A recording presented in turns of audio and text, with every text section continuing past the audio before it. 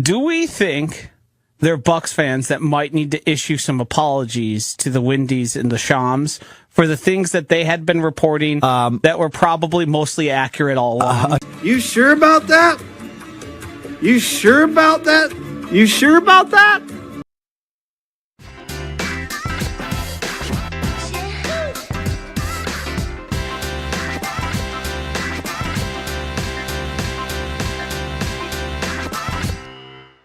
Wow. Violence on a Friday edition, Mr. Irrelevant. Shots. Explosives. Shots. I'm Alex Strouf. Explosives. You can run. Josh DiMaggio, who you just heard in the open, Will Sommers, Hunter Vaughn, who chose violence on a Friday. Hi, Josh. I guess I don't get it. They were right all along. Well, They're still right. Were they? Yeah. Are you guys gonna sit here and be the fans that are sharing stuff on social Hunter media I'm not of the Jim Ozarski and Eric Name articles where they cut out the parts where, hey, if we're a championship contender and we are going to be soon, we can hang up this conversation. Well, neither of us hung up the conversation. The Milwaukee Bucks are talking and listening to trade offers. Why would they do that unless somebody wanted to be traded? Like, I refuse to live in the delusion that many Bucks fans are going to want to today, or for the foreseeable future.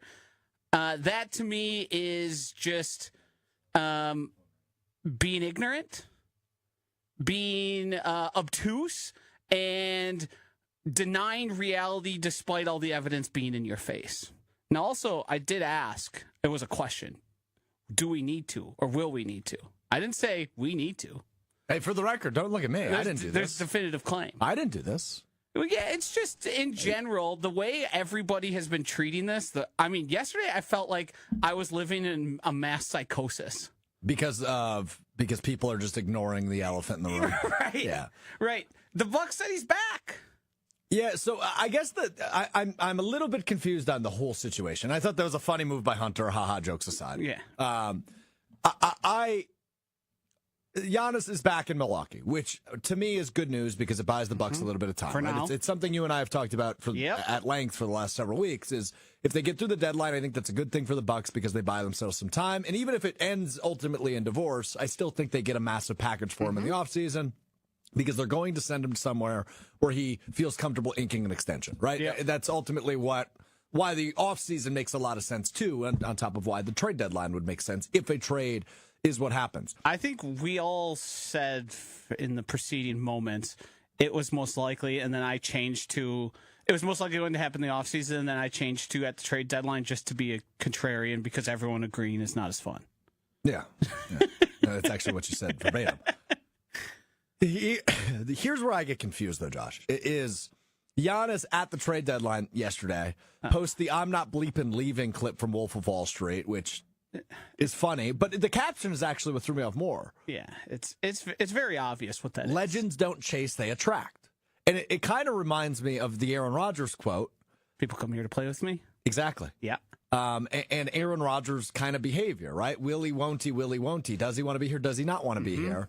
And then I thought this was really interesting from Giannis' brother. Thanasis Antetokounmpo on the Thanalysis Show trade deadline special that they recorded yesterday afternoon.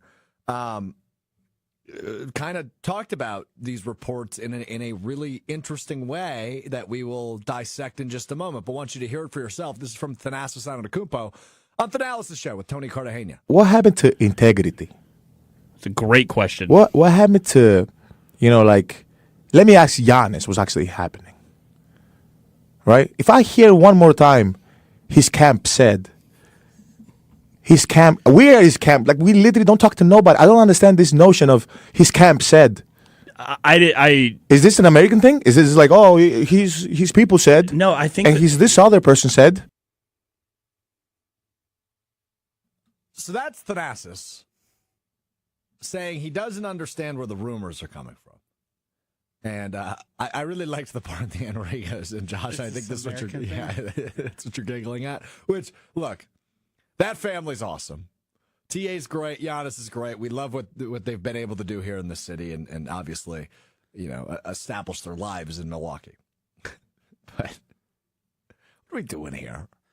These aren't made up out of thin air. I don't know how to handle this with tact. They have the ability to say whatever they want. The Giannis camp, the Giannis himself.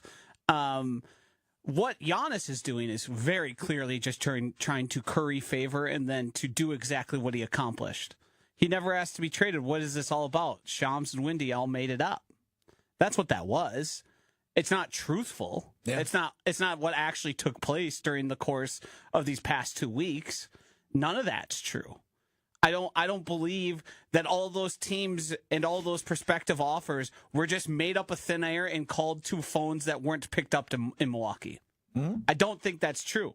Do I think there's truth to the fact that the Bucks were probably never really all that interested? Maybe.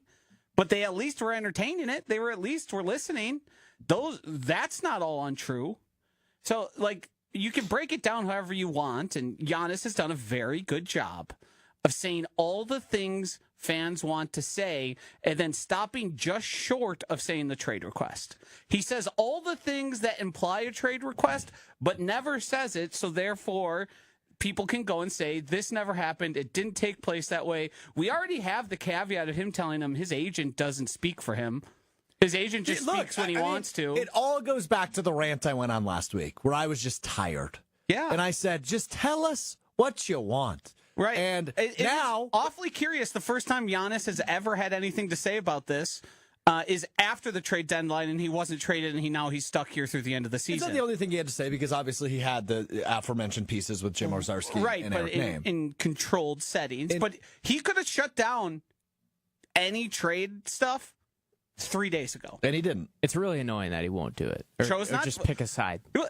He didn't do it because he wanted to be traded. And I don't think people understand that.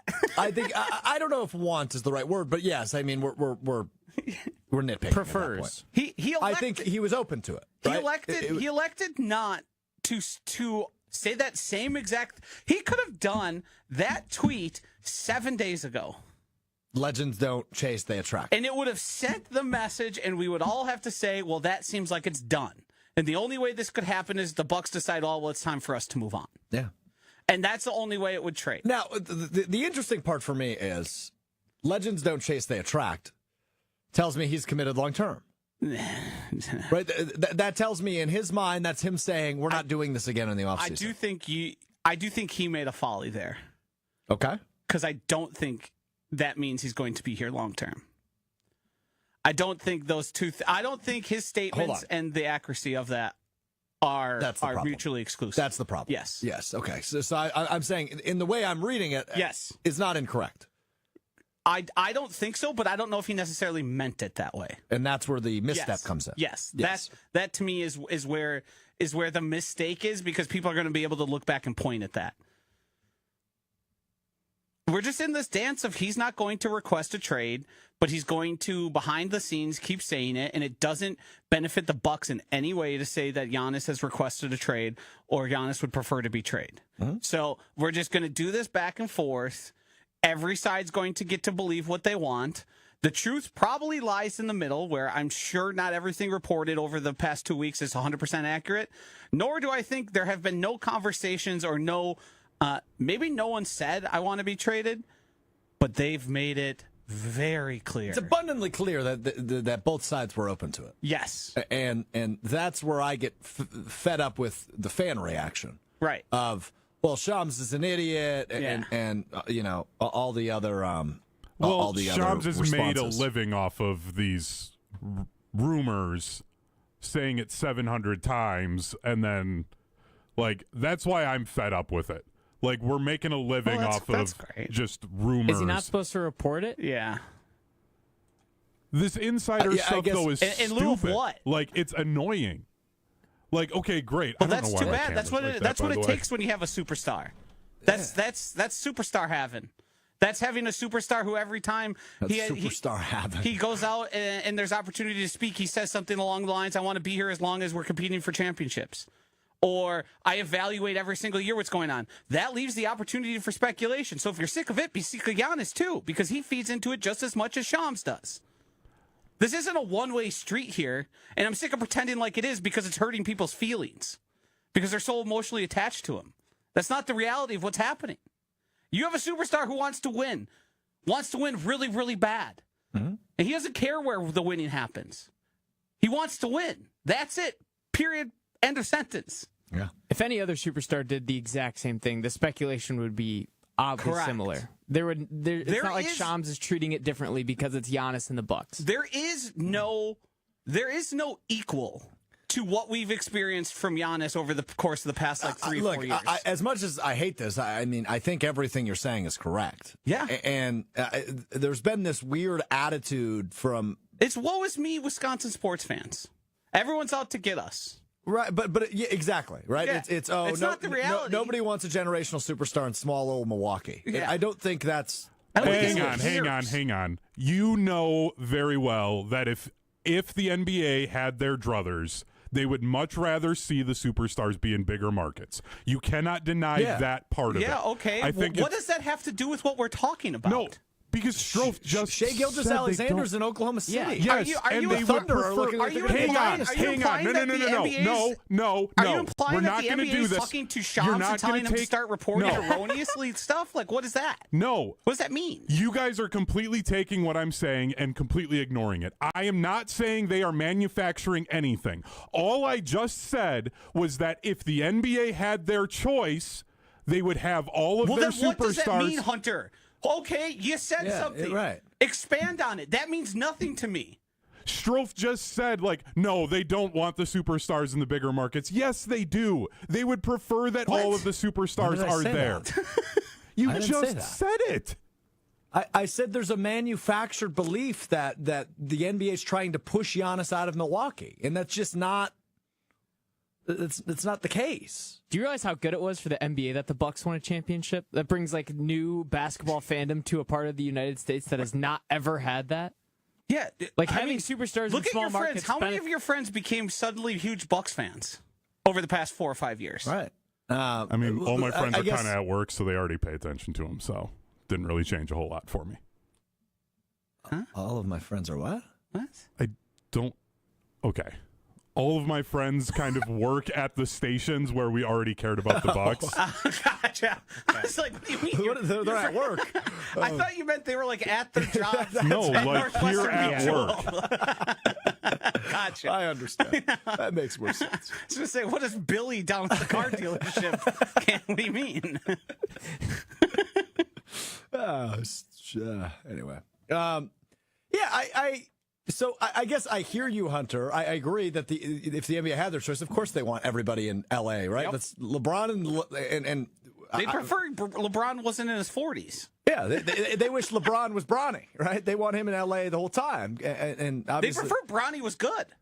that too. He got an All-Star vote though. They want the Knicks to be relevant. I'm not disagreeing with that point, but I guess there are Bucks fans that have gone on and on and on. Yes. About, the NBA / the insiders don't want a superstar in a smaller market. Yes. And my follow-up to that would then be, why hasn't SGA been pushed out of Oklahoma City? Why hasn't the dynasty that is currently happening in Oklahoma City, why hasn't that been broken up? Because it's currently a dynasty. They haven't gotten to the point of where they aren't competing for championships. Would be the other argument. If I'm to push back the complaints that go back for people for Giannis, because I've seen people say it's 9 to 10 years of this. Yeah, that predates Giannis's superstardom. Yeah, I mean, I'm sure if we tracked it, it was those 2 years leading up to 21 after they lose to Toronto, and then that 2019 with the COVID that went away when they were clearly competing in 21. They win it in 21. And then post the 22 season. Hold on. You're missing a key piece though, Hunter, because he signed the Supermax in 20. Yeah, but I'm saying so that's kind of when it went away. Yeah, right? it's been a up and down thing, but it has been about that long. I want to be clear. It definitely started in 19. Yeah. No doubt. But it was because there was a looming contract decision to be made. I do want to be clear with this as well, just so nobody misunderstands where I stand on this. I do not think Shams or any of those guys have lied on the air. I do not think that there is some big collusion effort to say that the NBA wants him out of Milwaukee. I don't think that at all. So I would just want to be clear on that. I am just trying to have the other side of the argument here, so it isn't all four of us saying the same thing, that narrative is ridiculous. I mean, fair enough. Hey, it's Brad. Fair enough.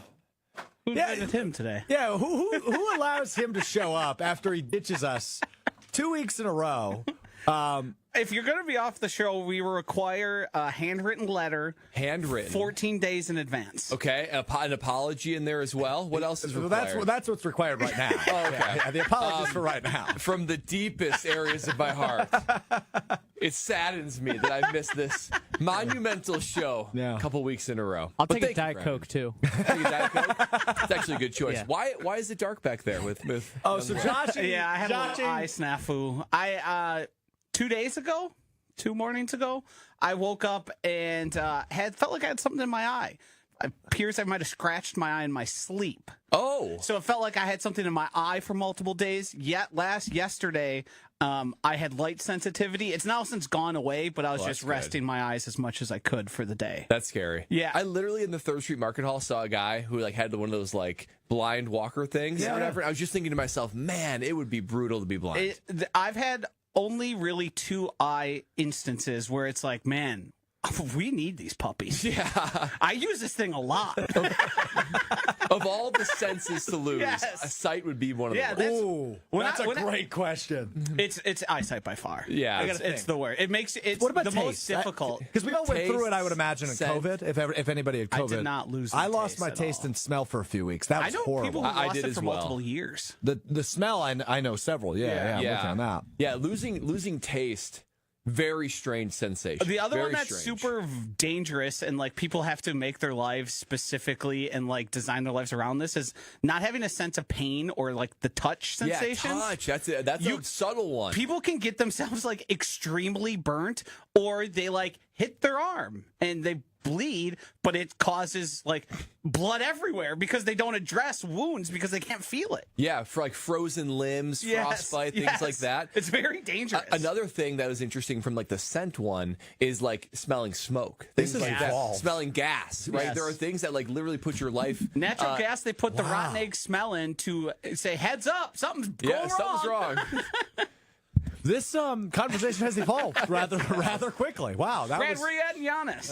Oh yeah. No, we're not talking. I'm done with Giannis. I'm sick of Giannis. We're done talking about Giannis. I do want Hunter to bring up his stat of the day for Brad Nortman, who's been joining us every Friday. Hunter, your stat of the day today. Brad Nortman in Super Bowl 50, 7 punts, 135 yards. That's a 45-yard average. Pretty good. One of the best games of your does that career rank? came Pretty in the good. Super Bowl. Hunter, can I which ask means- you to do some work? Where does that rank all time for punting in the Super Bowl? Oh, I'll get right on Wow, that. that's a lot of work. That's a lot of work. Are we going total yards, number of punts, average? What one do we want? Let's do average and total, right? Yeah. That Okay. seems like a fair. Yeah, that'd be good. Yeah. Okay. I do know that the opposing punter, Britton Colquitt, for the Denver Broncos. So I had 7 punts, Hunter. Does that sound right? Yeah, 7. He had 8. And they won the game. Isn't that crazy? 15 punts in that game. So I sort of have mentally What's the average punt in a game? 4. Yeah, I was gonna say, so it's it's one a quarter. And Yeah. nowadays it's even less. I think punting is at an all-time low in the NFL. It's a problem, guys. It's a problem because the kickers are kicking longer than they ever have. The new kickoff rules makes the field position better, and statistics, Teams are the going for analytics, it. people are going for it on 4th down. So it's an epidemic. But you still need a punter. You do because I think Who's going to hold the field goals? I mean, backup quarterback would be the next thing, but yeah, we are not eliminating punters. However, I think it was a little Epidemic. over 4 was the average when I played. Yeah. Now it's only a little over 3. Yeah, I down would to full imagine. punted Okay. game, which doesn't sound much. I mean, but that's a lot. how many games did the Packers lose this season without punting? 2? I think it was more than that, Yeah. actually. Well, the punter for the 49ers, I believe, didn't punt for a month. There's something crazy Man. like that. That's a good gig. Yeah, it's a good gig. And the Put your uniform on. And they're Just- probably, I would assume, because of the salary cap, they're probably making a little bit more money than even you did. Yeah, they are. And they're They are. playing less than you did. Yes, they are. Yes, they are. Do you feel like you were born at the wrong time? I do. And some of these guys are NIL guys. And Oh, it's a great point. Punters at P4, legitimate places. I mean, they're making 75 to 125. Punters punters in college. Wow. Yeah, imagine if you're like one of was it the Lou Garza? Yeah. If you're one of those guys that is there multiple years, probably make some good change. Yes, yeah, you would. You really would. Maybe you go and transfer a couple times. But yeah, I've never watched the film on the Super Bowl 50 game. Ironically, do you remember like a year and a half ago, I went and did like the NFL like media boot camp kind of thing. So like on the day that we were supposed to like put makeup on and like wear the suit and like do all like call a game with I called the game with Chris Rose and like, do all the things where it's kind of like rubber to the road. They put us in like the NFL network green room. Super nice, super huge TVs, whatever. They put the NFL network on.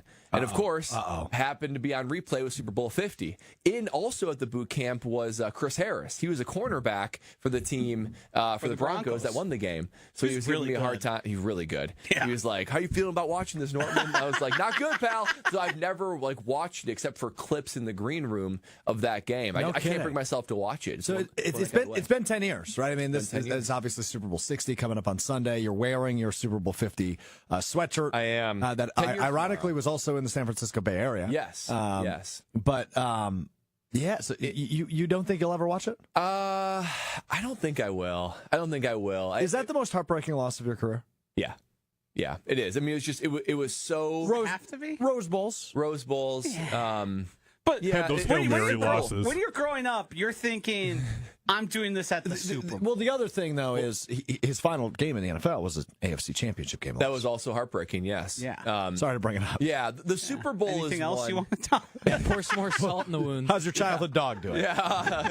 Long gone, long dead. I think it's the only game where I look at and think maybe the AFC Championship game, where it's like, I wonder if my career would have been different winning that game. Like, I mean, being a Super Bowl winning punter versus Super Bowl losing punter, not a big difference. It probably all unfolds the same way. But there is something about, I was texting this with JJ Jansen, currently long snapper of Panthers right now. He went out to San Francisco to support Luke Kuechly getting into the Pro Football Hall of Fame last night. Congrats, Luke.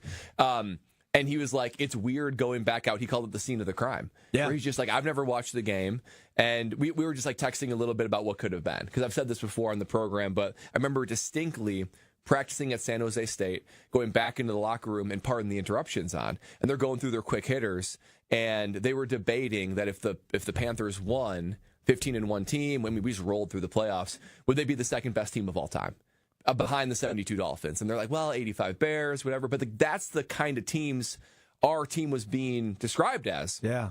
And obviously it didn't work out that way. But because of that, I'm like sort of going back and reading articles. And we had 4 turnovers and 12 penalties.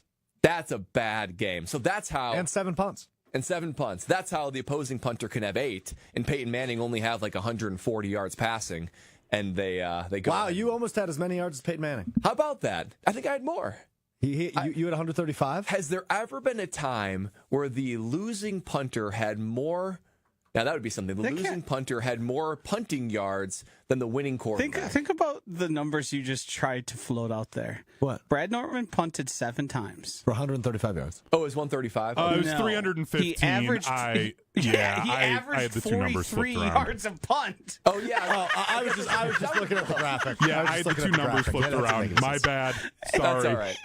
Oh, I do have the ranking. You had bad. Okay, I was doing the math in my head. Going, that doesn't make sense. What do you mean? That was Brett had a terrible day. Yeah. He's kicking 7-yard punts out there, and we wonder why we lost. So, Brad, all time in the Super Bowl, you are 10th in most punting yards with 315. Wow. You missed out Top on 10? being number 9 by 1 yard. Could have really gone up if you had gotten 2 more yards. I know. Could have gotten yourself up to number 8. Your so time. the 40, right. Sorry, the 43-yard and 43.5-yard average. That's with the return. I think it was 45 something. 45 average Gotcha. is good for 8th all time average yards. Matt Ariza Good for you. against the Eagles last year, 51.8, number 1 all time. Wow. That is. And you're tied with a punting bunch of going down guys to for punters. 4th most punts in a Super Bowl. Oh, wow. Brad And Maynard Britton Colquitt? in the 2001 Giants-Ravens. He was the Giants punter. He punted 11 times, 422 yards. That is brutal. That's a slog. Brutal. Okay. Interesting. To go back to what you're saying, though, because I'm very intrigued by it, and I almost feel like this is therapeutic for you on Super Bowl week. Yeah, you're making me relive. You say, and I'm going to ask you a question. You do not have to answer this. Okay. But you mentioned the other game you think about a lot is that AFC Championship game, which ultimately ended up being your last game in the NFL with the Jaguars in 2017. You think if you win that game, your career's extended one way or another? I don't know. Maybe there's. It's interesting what people do, what teams do when you experience heart-wrenching losses, right? I feel like it's not unlike what people are maybe thinking about, and maybe why the Bucs waited to trade Giannis, because in the wake of not winning something, you feel the urge to change, right? It's like, okay, we're right there, but what else can we do, right? How can we move things around? So I wonder if we would have beat the Patriots in 2017, go on to play the Eagles, and maybe we beat them, would they try to run it back? Would they feel like, oh, we are good, we don't need to find areas of cap space? It felt like there was a push to add more pieces, and we're right there at the AFC Championship game. If we just do a little bit more, if we move this and that around, and a good place to save money is punter, obviously. But Logan Cook, the guy they drafted, is amazing. He's still there. He's like the best punter in the NFL. He's still there. So I don't know. I still think they screwed you. You don't have to say that. I will say that though. Yeah, I think they screwed you. I think that if they wanted to move on, they should just done it at a different time. Because the timeline, because they cut you the day after the draft. Yeah, which is just the worst time, worst day of the calendar year to be released. So yeah. Wow, what a day. Reliving getting released and losing the Super Bowl and all that kind of stuff. Good job, This is what happens when you skip us 2 weeks in a row. Yeah. We relive your darkest days. This is the punishment. Okay, brighter things. Super Bowl 60 is coming up on Sunday. You'll watch, I assume? Yeah, for sure. Okay, so no PTSD totally from the Super Bowl. No, you still watch the games. I'll still dedicatedly watch the Super Bowl. It's Seahawks, Patriots, which are just two fascinating teams to me, right? Because 2 years ago, both of these teams were pretty darn bad. Obviously, last year, the Patriots won 3 games, and they bring in Mike Vrabel. They spend the most money in free agency. Drake May takes a huge step forward. But specifically, the quarterbacks are fascinating to me. Let's start with Sam Darnold. Like, what a journey. It's just something, though, we've seen happen more in recent time in the NFL, it seems, where a quarterback is drafted high. They fail in the spot they're drafted to because, like a lot of these teams that are drafting quarterbacks high a lot, they're flawed organizations. They're flawed from the top down.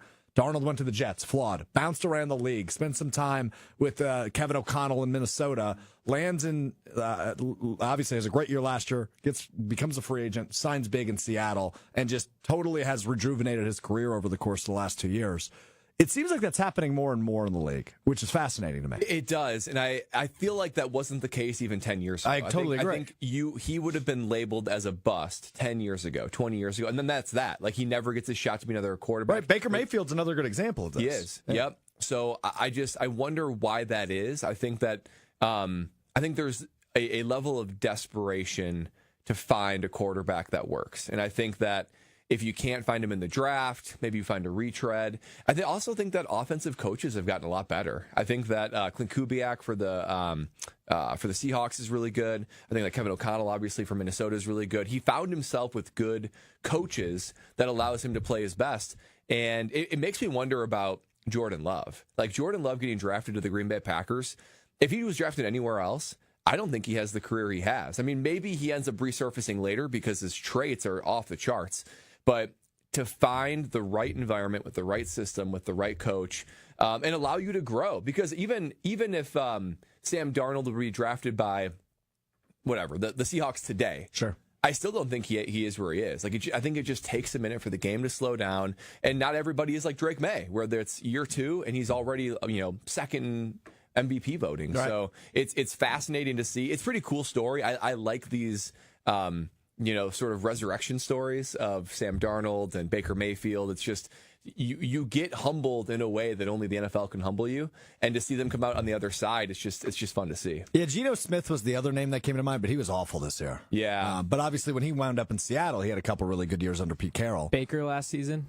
Yeah, we mentioned kind of a reemergence. Yeah. I think it's just about every year. Daniel Jones was the one this year. Yeah. Who out of nowhere, right? He sucks with the Giants. He bounced around the league a little bit, and then prior to, I think he had an Achilles injury in Indianapolis, but they were off to like an unbelievable start.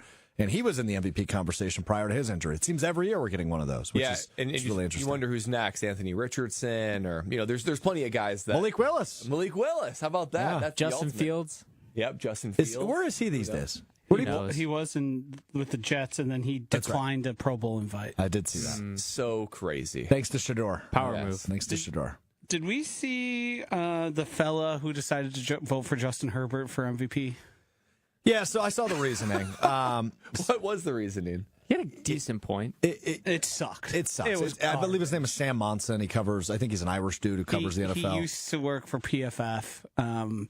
He's known for driving a bright yellow Camaro year-round, even in the winter, and wearing extremely Why do you know big so and much gaudy about watches. him? I followed him for 10-plus years, and it was an attention grab. He immediately burst through the breach and said, I was the Justin Herbert voter. And then he spent the following 2 hours replying to everybody. Effectively, his reasoning is it's on that word. It's on the V word. It's on value, right? He didn't have an offensive line. He brought his team to the Super Bowl. He was still good despite all the adversity.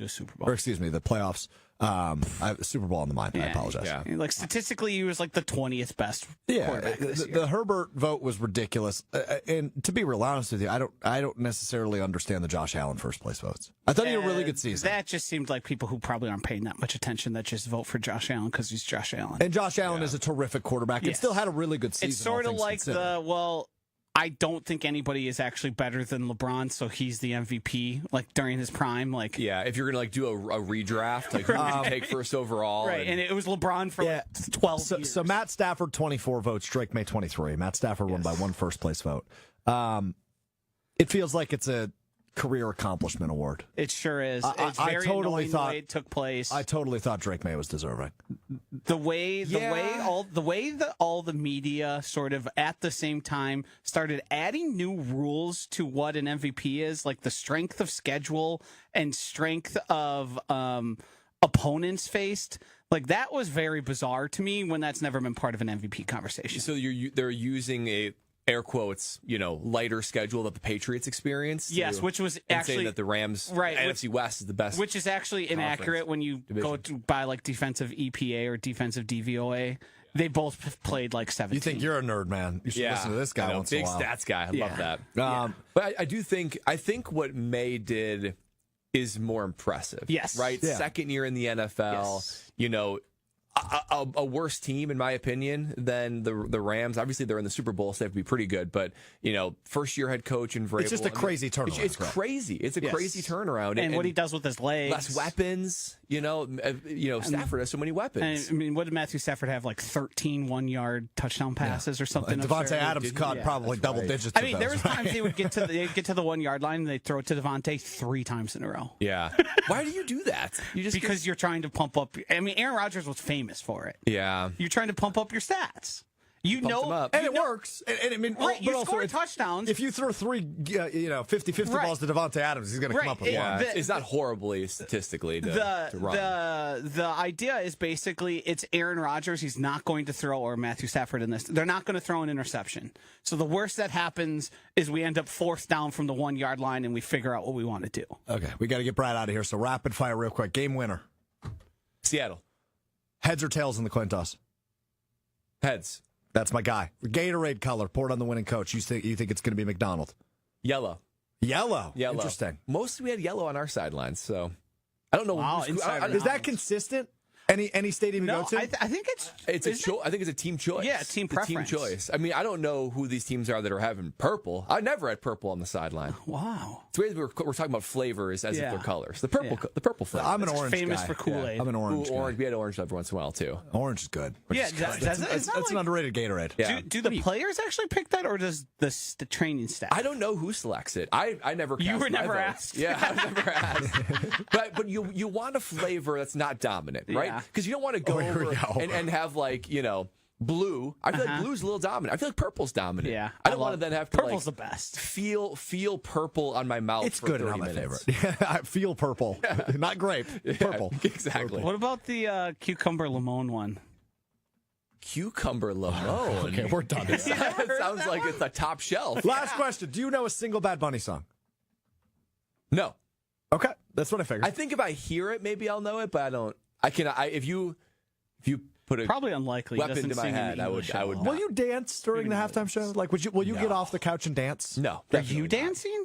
I think tomorrow I will. Yeah. He makes dancing music Tomorrow with my girlfriend. Yeah. Yeah, tomorrow. You're gonna take your girlfriend's hand and dance. Yeah. with Let's spin around, a little tango. I don't know. Poor girl. her. Seriously. She loves me. Let's just don't act like woe is her, man. She loves her. A quick Super Bowl halftime story. So when we played at the Super Bowl 10 years ago, we made a big deal about, hey, we really want to go to the stadium. I'd never been to the stadium before, like that specific stadium. So we want to go there on Wednesday to be able to walk the field, get visuals. So like I know what I'm doing with my mental preparation leading up to it. So make a big deal. We get cars that take us from our hotel to the stadium on Wednesday. We show up. Beyonce's doing her. Oh, wow. She's doing her, like, whatever, gear Sound up for check. it. Yeah, sound check. I was going to say audition. It's not that, but, like, getting ready for it. So completely, we couldn't even go on the field.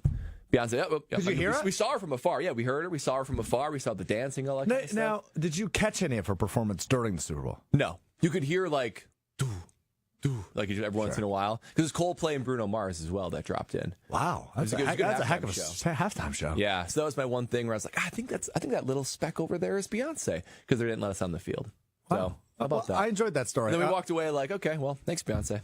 Well, Chris in the MK chimes in and says, cucumber limon is fire on a hot day. Love that. I'm a cucumber lemon guy. Brad will work on getting you some cucumber lemon for next week. Thanks, buddy. That sounds like a pinky out kind of drink. Thank you, guys. That's Brad Nortman, Super Bowl 50 runner-up. Ben Brusto says that. I think that's insulting, but it feels applicable. Yeah, you heard him in the background? That is insulting.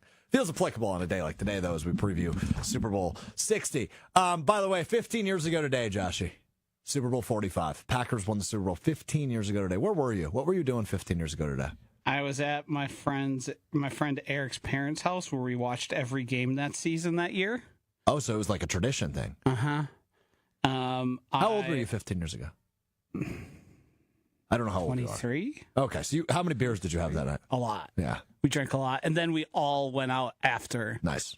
Yeah. Everyone sort of at work had a get here some point. Yeah. There was a lot of celebration happening. Like downtown North Street used to be the happening place, turned into an absolute madhouse.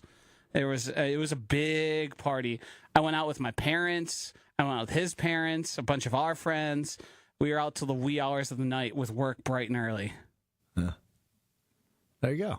Mm-hmm. You were the only one that was legal. Will was like 3. Yeah. 9.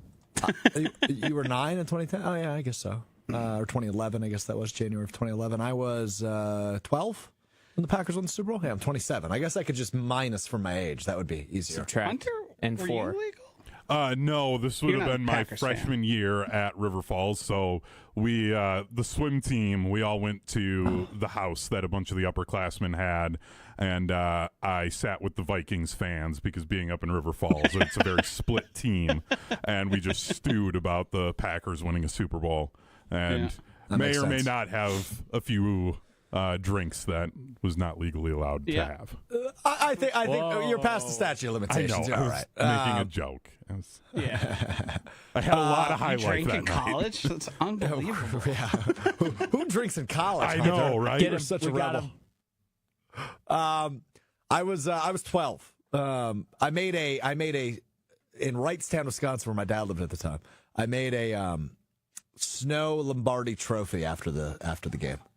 I stripped down to my boxers and did a snow angel. I almost swore. I was just saying that's effing awesome. Because I said I would do it beforehand, like before the game started. All right.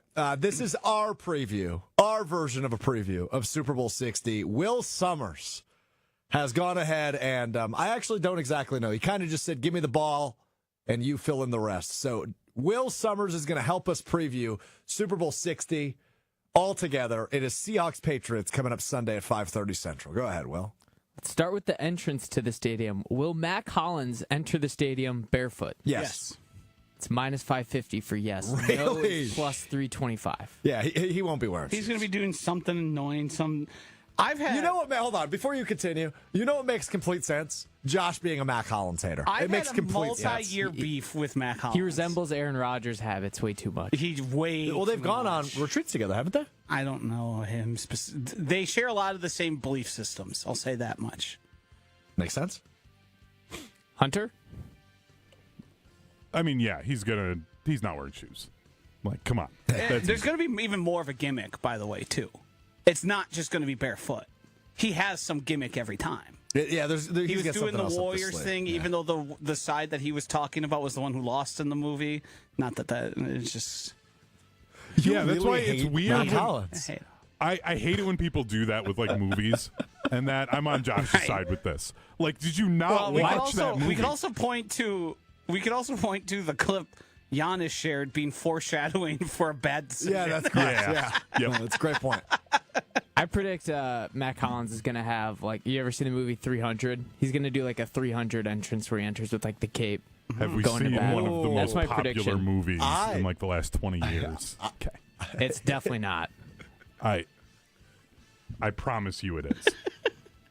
Look it up. Oh, wow. Look it up off. Look it There's up no off. way it is. Look it up off. I like that prediction by you. Yeah. That's a good one. Will they mention the matchup is Mike versus Mike on the broadcast? Ooh. You can also guess No. which option is favored or not. I'm going to guess yes is favored, but I'm going to agree with Josh here. I say no. I don't think they will explicitly. There's too much other things happening. No is minus 300. Yes, Yeah. plus 200. So no is favored. Again with the broadcast, I got to find this one. Will Terry McAulay disagree with the call after review? Absolutely not. Yes is plus 100. No is minus 140. Wow. They're giving him a lot more grace than I think he deserves. I guess I don't know. This is on NBC? Terry McAulay's the NBC guy, right? Who's got the call? Is it Tarico and Collinsworth? Yep. It's NBC? Yeah, he's fine, actually. I don't mind him as much as They're all pretty much similar. I actually really liked Gene Steratore, and I do like him on college basketball. I can't stand him on the NFL anymore. I've got beef with these referees, the referee analysts. I know this makes people very upset.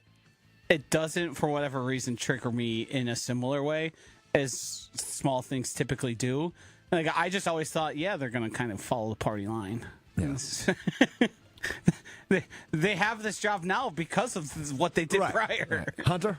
I wasn't listening to you guys because I was looking up the 2007 box office numbers. Will Terry McAulay disagree with a call that happens on the field? Yes. This is the game. This is go. the game where they want the extra drama. So yeah, he's going to do it.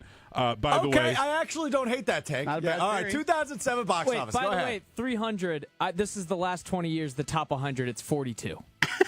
What was it in 2007? but 2007. So it You finished. said 20 years. 2007. It broke the March debut record for a box office premiere. So it You had said one of the last best 20 years. performances in a month ever. The movies that finished I ahead of it remember when in 300 07. came out, it was huge. Yes. It was And the movies that gigantic. beat it in the box office, Spider-Man 3, Transformers, Pirates of the Caribbean 3, Harry Potter 5. Transformers. Like, literally, again, some of the biggest Man, what a movies good to year for ever come out. movies. Yeah. One of my So yes, first 300, one of the biggest celebrity in the last 20 crushes, years. thanks to Transformers. Number 42. One of my first 42. one of my first celebrity crushes, thanks to Transformers. Which song will Green Day play first in the pregame show? Basket case. There's Yeah. odds on these ones. I was gonna say Basket Case. Basket Case is not the most popular. I'll give you that. Okay. Is American Idiot the first Probably. Ding. political statement? Plus 100, American Idiot. See, I don't think they're going to go to that right away because everybody's waiting for that. Yeah, it's going to You know what be I'm saying? like Like, you Boulevard of Broken A lot Dreams. of value on Boulevard of Broken What's the Dreams. one that Plus goes- 500. Didn't it. Holiday? No, not Holiday. Is that That's is that one of Brain their- Stew? Yes, that's one of That's their not even early on ones. here. It's not listed on the odds. I think Holiday they- plus 750. I think they basically are going to stick to the American Idiot album for their stuff because that was their big. Yeah, but it was like what about their most popular. Is it too slow for this? There's always songs, about like, or there's always references, I should say. When the football season starts, wake me up when September ends. It's too slow. It's a bad take. Why is Ron in the key calling us, Will? I don't know. Will Bad Bunny expose a nipple? Yes. Yeah, he might just be shirtless. I don't think he'll wear a shirt. Yes is minus 450. So oh, boy. Heavy odds on that one. Is that like Janet Jackson inspired? That's what they're playing off of. I have to guess so. Hey, Will. What did you ask me earlier today about Janet Jackson? Well, Kyle, I had never seen the Super Bowl halftime video until Kyle told me about it. You told me you didn't even know who Janet Jackson was. I knew who Janet Jackson was. I didn't know she was related to Michael Jackson. I wasn't alive. All right, keep going. Will Stephon Diggs propose to Cardi B after the game? No. No. Long odds on this one. Yeah, no. Plus 1,000. Yes. We got. Will a Patriots linebacker catch a pass in the game? That's the Mike Vrabel reference? I think he did that once. I also say no, but I think that's a Mike Vrabel reference. Yeah, it's only plus 600 for yes. No, because they haven't done that all year, and he's not the type of coach to do something like that outside of the norm. He's not a get cute guy. Will Seattle attempt to pass from the opponent's 1-yard line? No, because I don't think they'll ever be on the opponent's 1-yard line. Ooh. Oh, I see. I was thinking their own. Not their own. It's a. Yeah. No, they won't. They run the ball so much too. Yeah, right. Yeah. Plus But you know what? That little pop pass. I could see them getting Shaheed a little speed. Yeah. That's the thing. That's tricky. That play counting as a pass is where that one could get tricky. Yeah. I'm going yes. Reversal, yes. Nice. Plus 600. Because everyone knows they want to run. Bring something different. But don't run that same concept. Or run it, but fake out of it. Or Trick them. run an RPO and then Darnold keeps it. Mm-hmm. What do you guys think is the most popular pick for color of Gatorade liquid will be poured on the winning coach? Wait, you're not asking what we think. You're asking what we think the most popular pick is? Mm-hmm. I would guess it's probably clear. Blue. Blue and orange tied. I'm an orange guy. Plus 240. I'm an orange guy. Clear. I've picked clear. Yeah, it won't be blue given that both teams' primary color is blue. So Clear / water. Oh, actually. Plus 700. God, Hunter's actually had some very good points today. He's had some bad ones, too, but he's had some good ones. That's an excellent point. What? It won't be blue because both teams have blue in their colors. Why wouldn't it be blue? I just think it's a heady play by Hunter. I think teams want to have that shot of their coach getting doused in a color, and you don't want it to look like potentially your jersey or if I don't even know who's wearing white in this one. Like if it's Seattle, they're going to have a blue helmet, so you're going to have a bunch of blue in the shot already. I think those teams think about that stuff. If they don't, they should hire me to think about that stuff. I'd do that. But it's also like one of the biggest productions in the world, right? Every year the Super Bowl is. The thing I don't know though is they usually leave that up to the players.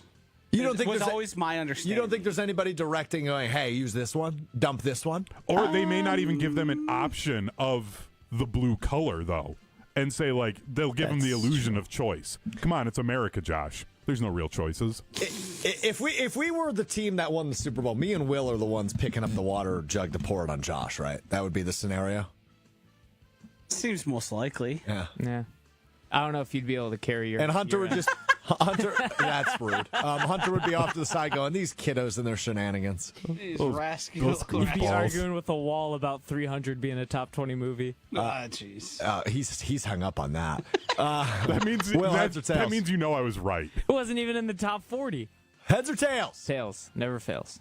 Joshy. Tails. Hunter? Yeah, tails. All right, me and Nortman are alone. I'm a heads guy. I bet heads every year. I bet $100 on heads last year and it lost. Wasn't my proudest gambling moment. You okay? I always try to throw a couple. I think I put 150 on the game last year, and 100 of it was on the coin toss. Remember me and Josh won some money last year. I tailed his bet. Oh, yeah, you had a really good one last year. Jalen Hurts longest rush plus 900. No, and it was parlayed with I think it was Xavier Worthy to lead. Or no, it was. Oh yeah. Here, let's give really everybody good a little Super Bowl tease. last year. You did. You had a great Super Bowl last year. Won like $200. Give everybody a little tease. There will be a special edition of the Big Game Weekly Wager tomorrow from 12 until 3 on ESPN Milwaukee, as well as on YouTube here at ESPN Milwaukee. It'll be Joshy, Ben Brust, and Jen Latta live from the Potawatomi Sportsbook, where, of course, you can get a ton of action. Even some of the ones we'll list it. Actually, I can't. I don't think any of those would be on there's there. gaming commissions, and they're trying to stay. But the Gatorade color, you can bet on it. What I will, I can't promise we're going to have as much success as last year on right, the bets. but if I said, hey, give me what you feel is your most sure thing bet that maybe has a little bit of juice to it. Sure thing, that's way different because most sure thing, the one I'm feeling really good about, the total right now, playing that down. Oh, and still taking the under? Yeah, that one seems a little fun.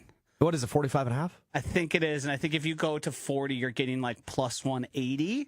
I love that. I even took it to 35.5 and got it into big territory. I was thinking about That's teasing it up a point. But as I was saying, I can't guarantee we're going to hit another plus 900, but I can guarantee every single bet they offer, I will have looked at it and thought about it because I do it every year. Do you have any in your pocket? Do I have any in my pocket? Yes. Longest rush, Travion Henderson. Most rushing yards in the game, Travion Henderson. A.J. Barner to score a touchdown. A.J. Barner to lead the game in receiving yards. Whoa, that's an out there one. Yeah. But Christian Gonzalez will be on JSN. Yeah. Milton Williams to have a sack. You could get plus odds on that one at over half a sack. Like I've been already farming the mines for interesting ones. I love that. Okay. Well, we'll have plenty more where that came from. 12 to 3 tomorrow after Sunday Karma on the big. You keep saying tomorrow. Yeah, dude, it's not. You said that earlier too. I just wanted to be here. Yeah, just wanted to be here. It's on Sunday. I mean, in his event defense, between today and Sunday, Super Bowl should either be a Saturday or you do it. You make President's Day a federal holiday, and then we extend the NFL season, or you push the start of the NFL season a week, so that way then you get that Monday after the Super Bowl off. Hold on, I'm still hung up on Will. Sorry, Hunter. There's another big event between now and Sunday. National Marquette Day. Is that a big event this year? Yes, they stink. It is for Will. Yeah. Will didn't go to Marquette. It's going to be hosting. Yeah, Strouf. This is Just keep bringing me down, man. It's cool. You're a bad teammate. Yeah. Okay. The only comment I'm going to add is I won't be within the greater downtown area any closer than I have to be. Potawatomi will be your only near downtown appearance. Yeah. I might come join you over there. Yeah, it's Well, I guess that's Sunday. Yes. I keep thinking it's tomorrow. Do we have to write down the day of the week for you? Like, no, the issue is the Super Bowl doesn't feel, to Hunter's earlier point, it doesn't feel like it should be on a Sunday to begin with. It should be on Saturday. The playoffs have had, I guess, outside of championship weekend, but there was obviously Saturday games. We've had a week off. I'm all confused. I don't know how well versed you are in like approval ratings and how they can be affected. And this isn't a political comment. Just precedent as a whole. If they made the day after the Super Bowl a holiday, that's instantly like a 5% approval rating bump, totally. right? Oh, yeah. Maybe even more. Totally. Like if you just say, hey, guess what? This isn't a national holiday now. But the issue with that is, Joshy, we're doing irrelevant on Monday, even if it is Correct. a holiday. Yes, right? it's Like, not we're for working us. anyway. Yeah, it's not an us thing.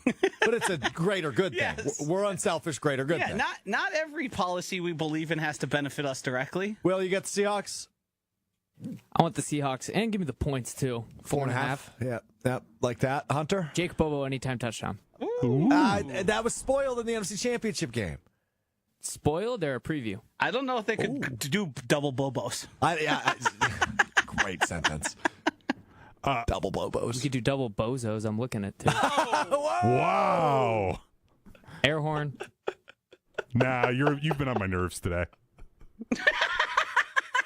See that 300 things coming back to haunt. I feel like I'm fighting the battle of 300 right now. 42, huh? I didn't make the list. Hunter? You're missing the historical context of what that movie represented. Hunter, pick the game. Seahawks. Pick the game. You broadened it to 20 years. I missed the historical Pick reference. the game. I said Seahawks. Seahawks, points, money line, and the under. Oh, boy. Oh, wait, I got one more. Alex Strouf over 4.5 meaningless tweets. Oh, that Crushed line is the over. Lock. Jason! Lock. You looking for somebody? What? Bad You Bunny. just looking for somebody? Bad Bunny was Why'd awesome. you yell Jason? I said JSN. Oh, yeah, I would. Because if he makes a sick catch, that's your tweet usually. No, it's usually like JSN is unbelievable. Bad Bunny rocks. Sick. Really enjoyed Bad Bunny, would be my tweet. JSN is so good. So unreal. That national anthem was insane. Who is it this year? Charlie Puth? Yeah. He's going to fly through that thing. It's 120.5, I believe, is the line on the national anthem. I don't care. Dude, it's the Super Bowl. You bet on everything. Charlie Puth sucks. Chris Stapleton should do it every year. That's not a bad take. I don't agree with Charlie Puth sucks. is a They should bring Nick Sirianni to the He's a Super Bowl. I mean, every he's the perfect Josh No, hates him here's guy. what He's they the should perfect do. Josh hates You him bring guy. Nick Sirianni to the Super Bowl every year, and if the national anthem doesn't make him cry, that person has to retire. Okay. I am going with the Seahawks as well. It's unanimous. I think we all think Sam Darnold gets the title. Though the Patriots, man, I think they're a little disrespected entering this one, but they just didn't have a convincing path to the Super Bowl. They just didn't. Didn't I they just play think- 3 in the regular season? They played 3 teams that still have their head coach going into next year. Is that a hit? I didn't see that stat. Yeah, they had an easier path. They did face really good defenses. I mean, Drake May saying like, "Oh, this is hard." Well, yes, it's accurate. It's the AFC Championship game, but also that's the moment getting too big for you. Now he was able to rush the ball and basically ice that game, but I don't know if he's going to be able to do that again. I think now that he's in a dome, he might be playing a lot better. 2 snow games in a row Yeah, good point. I don't know. I'm really excited for the Super Bowl. on Saturday. I don't understand people who say this doesn't have the juice for me. Thank you. It doesn't really. It's the Super Bowl, man. It's the Super Bowl. The Super It's been Bowl, like the one of the national best- championship, the Final Four, Sunday of the Masters. There's certain sports things that if you're a sports fan, just go and enjoy it. Like, I don't get hating on it. I'm not hating on it. I'll Snaps. be watching, and I'll most likely end up enjoying it. In terms of anticipation and stakes, it's not the same to me. So I just have a quick rebuttal to that. It's not. You can't rebuttal my opinion. I wasn't making a fake of a fact based. It was a value. But I guess we can't have it both ways then, right? Because we just witnessed the NFL season with the most parity we've seen in decades. So just because there's no bona fide stud team, You'll never hear me argue for less of dynasties or superstars. so I guess I just don't get why this doesn't have buzz. It's the Seahawks freaking are- Super Bowl. I wouldn't get sick of watching the Chiefs in the Super Bowl for 10 straight years. Interesting. You said the Seahawks aren't a bona fide the top 3 in scoring offense and defense. No, they're a really good team. That's You're not just saying necessarily my the point. star power. Yes. JSN. Yeah, I'm a star bleeper. Yeah. When the big game comes, I want the big names. Hey, Josh, I'm not going to rebuttal you, but I'm just going to state my own personal opinion that I am indifferent. You're looking for rebuke. Well, you tried to rebuttal. Yeah. You tried to I rebuttal said I have a rebuttal. to his Yeah, and I personal said, you feelings. can't. Not allowed. And then he said, I'm not going to try to rebuttal you. Yeah, I mean, he said it in Will's way, which technically makes it correct. Yeah. We're great on a curve here. Suck it. Suck it. What's your opinion? You said you had an opinion. I think it's a good Super Bowl. Okay, great. I'm a sucker for the storyline. Yeah. I thought Hunter's rant was excellent. All right, we miss any words? No, just 300 way outside the top 20. You're not a fact checker now. Enjoy all I got. enjoy the Super Bowl. Enjoy National Marquette Day. If Will becomes our fact checker, we got problems. You guys forget you let me keep track of records for an entire NFL season. That was a bad move by me. I will claim responsibility on that one. Well, enjoy National Marquette Day. Make decent decisions. Enjoy the Super Bowl on Sunday. We will talk to you on Monday beginning at 12:30 Central, ESPN Milwaukee, ESPN Madison on YouTube. We'll unpack a little bit of the Super Bowl and, of course, preview what's to come as the NFL offseason will officially be here starting on Monday. We will talk to you then. Have a great weekend. Peace.